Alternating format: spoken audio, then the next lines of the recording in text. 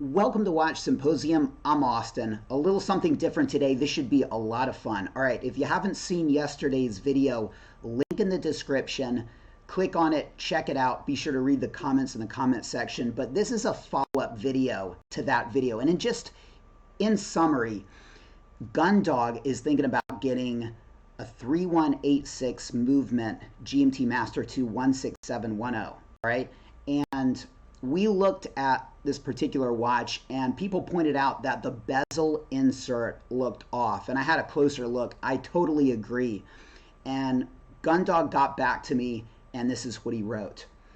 I brought up the bezel issues with a vintage dealer I'm dealing with from the red flags you and the community identified. After he insisted that the bezel is original to the watch, I asked him for close-ups in high resolution. Now, you're going to see these pictures. They're not high res, but they're enough. I did this in the hope that you and possibly others in the community could confirm that the dial is original or that it is a fake. All right, and so that's what we're going to do, and we're going to do some comparison. And let's jump over. And we're not looking at the pictures, okay? This is something totally different. We'll get to what this is in a second, but let me just tell you how I chose this watch back in, I want to say 2013 or 2014. I didn't know anything about Submariners, and I bought this sight unseen. I had pictures to go on. Now, what did I do? Well, the pictures were good that I had to go on. And so I pulled up Google Images, and I found what I thought were real 14060s, and I compared. I compared the pictures to the one I had in mind, this one, to the pictures on Google Images, and I compared every indice, every curve, every nuance, back and forth. I probably spent hours doing it, and everything checked out. And if you do that, it's a great way to figure out if what you're looking at is real. And that's what we're going to do. All right. And the reason we're looking at this is because this is an older bezel insert. It's got the fat fonts with the serifs. Okay. Look at the beautiful serifs on that too. You can see that this is a tritium dialed 16710.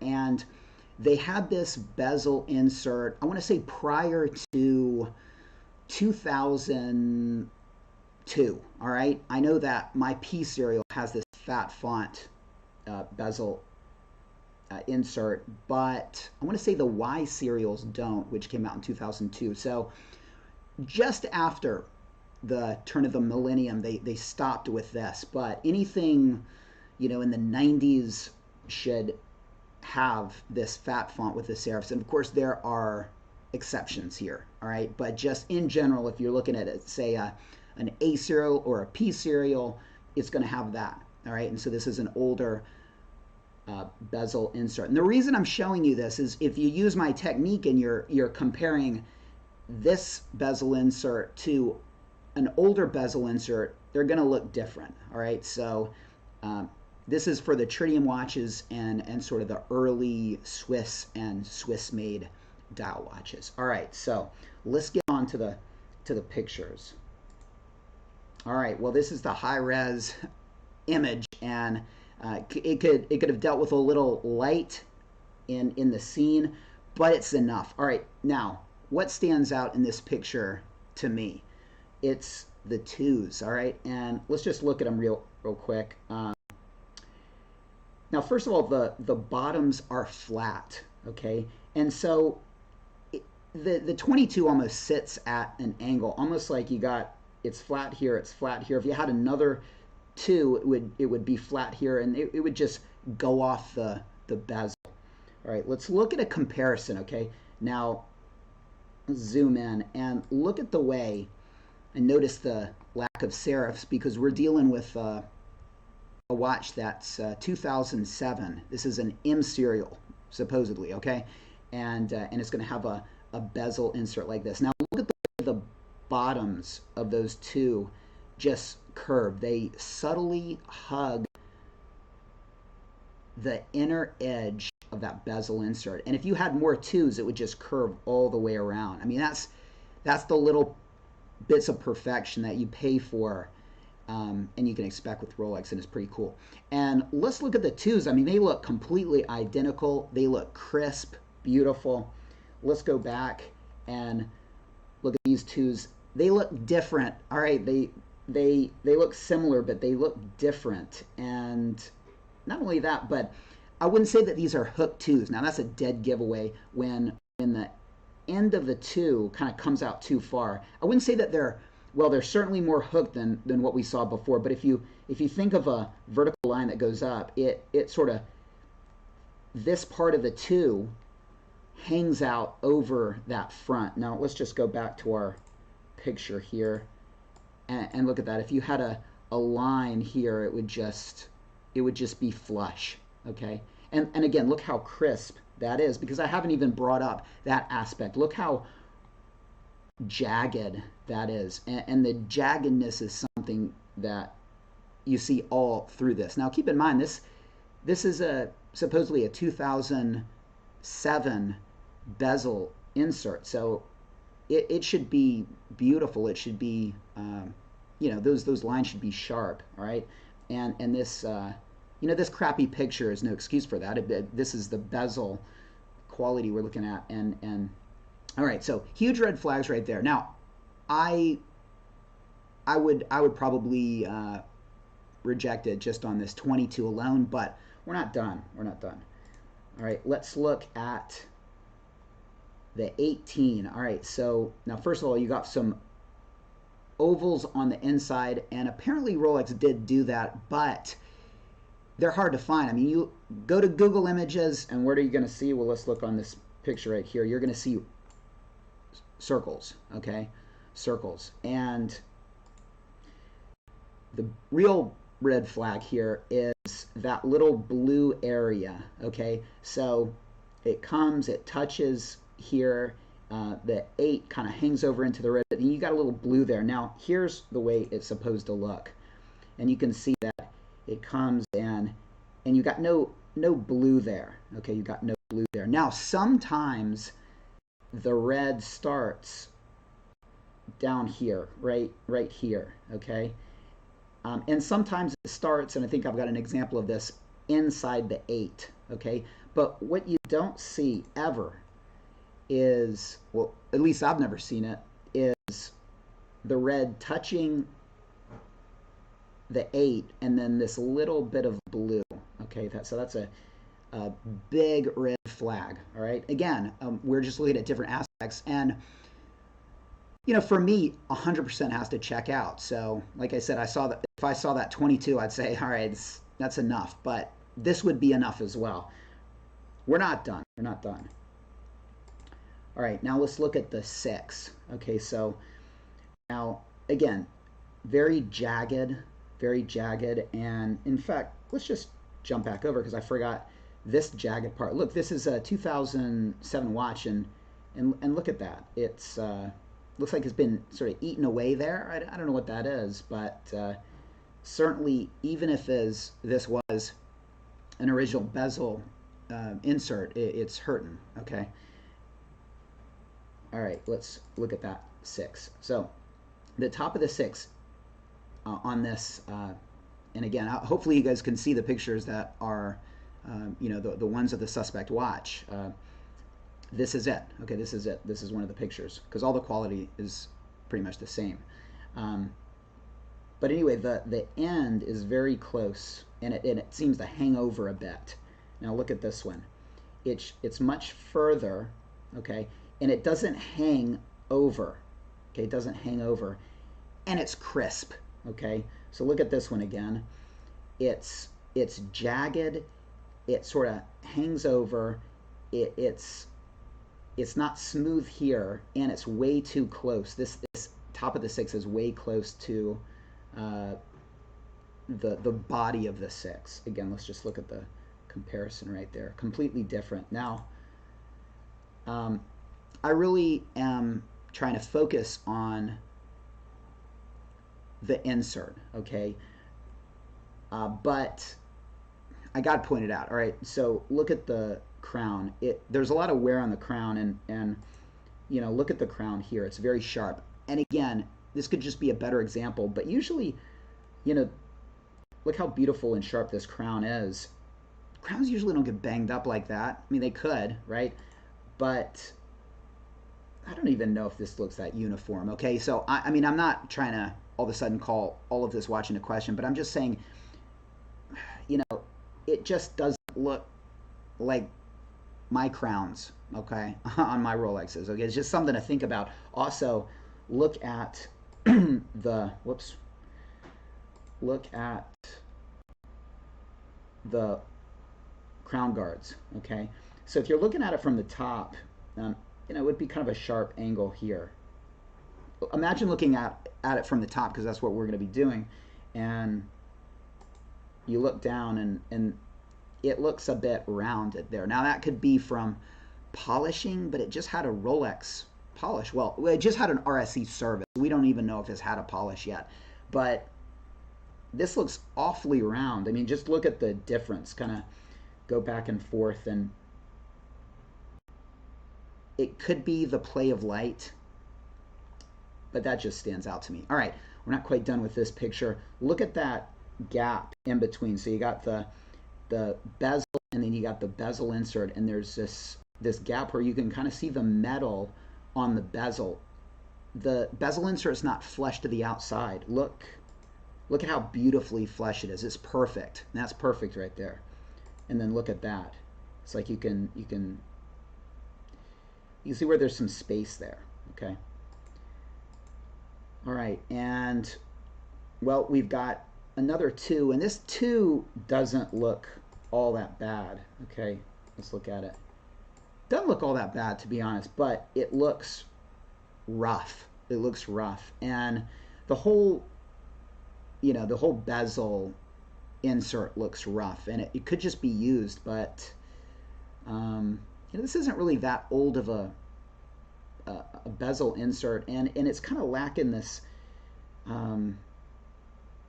well, what is it? It's sort of this almost like this bead blasted, almost sandy look. It's hard to explain, but it looks different. Okay, and again, that could be the light, but one thing is for certain. I mean, look at those lines, and while we're at it, looking at the triangle. All right, so we're going to look at this triangle, and look at the way the top of the triangle, again, it curves. It hugs the outer curve of the bezel insert, and the point is inside. Okay, now look at this one. It doesn't hug it, it's straight, and it looks crooked, and the tip, well, the tip's not inside. I mean, it's this, I mean, this is at best, this is probably the worst quality bezel insert that Rolex has ever produced, period. Okay, I don't think that's the case. I think we're looking at an aftermarket insert. All right. Look at the curvature. Okay, this is again the suspect watch, and before we get to that, let me just point out the 4. Okay, again, some raggedness on the 4. You know, it's just not crisp, and look how short the bottom is, and it's rounded. It's kind of rounded there. Look at, for comparison's sake, this one right here. It's longer here, and it's sharp. Okay, look how long that is. I'm going to click back. Just notice the length there, and then how short that is. Very short and distinctly longer. All right, and I want to look at a few more examples of real ones, because that, you know, that curvature I think is really telling. Look at that. You got that beautiful curvature, and you've got the arrow ends inside. Now sometimes these can be pushed up a little bit. You know, the one right here, they're sitting real close, whereas this one a little bit more inside. And by the way, this Coke seems to be the Crimson Coke, which would indicate to me that it's a service Coke. I mean, these are how my Cokes look. They've got that sort of crimson look. And actually, I don't know if I can zoom in on this one. I don't think I can, but the the inside of that 8 is showing some of the crimson right there. And it's interesting because as that pushes into the 8, the 6 pushes this way. So I mean, it's completely equal, and if it kind of pushes in, it balances out. So if it's totally, if the transition is between the 1 and the 8, then it's going to be pushed deeper into the middle part of 6. So that's really interesting. Let's just look at that. So you can see that the crimson is pushing into the 8, and most of the inside of the 6 is black, whereas if you look at this one, it's not pushing into the 8 as well, but then less of what would have been the black, which is now blue. There's less blue. So it's just like on this one, it just kind of pushed into the 6. And so that's a very interesting aspect of these watches. All right, and here we have another one. And again, look at the curvature there. Okay, and yeah, circular part inside the 8. And you know, I guess the one thing, I'm going to kind of click through these and just, okay, that's back to the older one. Okay, but these are all different, but you can see that they all are very similar. Okay, they're all very similar. This one, and this one, and this one, and it's pretty much uniform. And then you get to the suspect watch, and again, look at that. That's just very strange. Okay, and anything else I can point out about this watch, or this bezel insert rather? Well, yeah, the circles right here seem to be pushed out a little much. Okay, so let's just, again, this a little pushed out. These are pushed in a bit more. Look at that. I mean, they're almost touching the inside of the edge of the bezel insert. Again, these are quite a ways out, and jagged, real jagged. I mean, that's the quality right there is pretty telling alone. But again, this is more pushed in. This seems kind of pushed out a bit, at least compared to, well, this one. Okay, yeah, there we go. Let's compare that. All right, so now again, I don't think that's really that big of a tell. What's really standing out to me are the 22 and the flat bottoms on the 22, the bottom of the 4, the 8, the way the transitions are, the fact that the bezel doesn't fit flush to the outside of the bezel doesn't, the bezel insert doesn't fit flush to the outside, like right here. I mean, there are just all these things. I mean, I think one is suspect. I think all of these. What do you guys think? I mean, can we answer Gundog and pretty much assure him that he's not looking at a real bezel insert as far as, you know, Rolex goes? I think it's an aftermarket. And you know, what's going on with this guy? Well, you know, he might not know. He might not know. He might have gotten the watch and the person that sold it to him said it was serviced, and maybe he's just like in denial. Okay, but this to me is pretty undeniable. Either that or Rolex had a really, really off day. All right, I don't think that's the case. Now, it calls everything into question when you have something like this, because you got to ask what else is wrong. Okay, you got to ask, you know, is that card, that handwritten card that we looked at? I mean, look, most cards are not handwritten like that. I'm talking about the service card. So what's up with that? You know, is that a blank piece of plastic that a 14-year-old girl, doesn't seem like girl handwriting? Let's see if I can find it.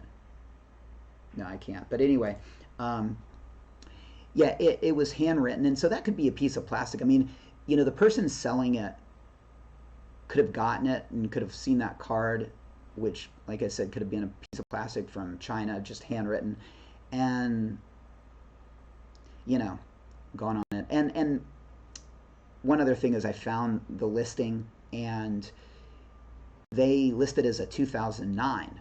okay, which is impossible. They ended in 2007, the pre-ceramics. So they don't seem to be very educated on what they have. And in the title it says a 3186 movement, but in the description it clearly says 2 times a 3185 movement. So Gundog, red flags going off like crazy. I'm going to end with this, and this is the latter part of Gundog's message to me. I'm not at all afraid to walk away from this deal. Well, I'd be afraid to stay in it. I just wanted to give him a fair chance to prove the bezel is real. You know, that's a tough thing. It's really, it's tough to, well, it's a matter of evidence, okay? You can only prove it by taking it to Rolex, but, you know, I can't prove it's not real, and really he can't prove it's real. We could just give you evidence, that's it. Only Rolex can do that, which brings me to the next sentence. In any case, I will make the sale conditional upon Rolex confirming authenticity. Yes, that's definitely what I would do. But, and here's the the killer sentence. But since the deal involves a watch trade, it may be difficult in practice to rescind this deal once we have exchanged watches. So, Gundog, you're going to be sending this guy a real Rolex, and after that, worst case scenario, I mean, what you get your money that you put on top of your own watch back, but you might never get the watch. Now, this is a dealer from 2017, so now they're not all that old. But again, I would not be sending my real watch to get this watch. I wouldn't even be buying this watch, okay? But if you're just hell bent on taking it and you think, hey, the watch is probably okay, it's probably just has a fake insert and Rolex can take care of that. Well, I would pay PayPal for it or something like that so you can get the money back. But once you ship out your watch, I mean, you've got your watch. So be careful. Let Gundog know what he should do. I know what he shouldn't do, and that's stay in this deal. It's too sketchy. And I think, this 3186 movement at this bargain price, well, this might be too good to be true. Let Gundog know what you think. Thanks for watching. Take care, and I'll see you next time.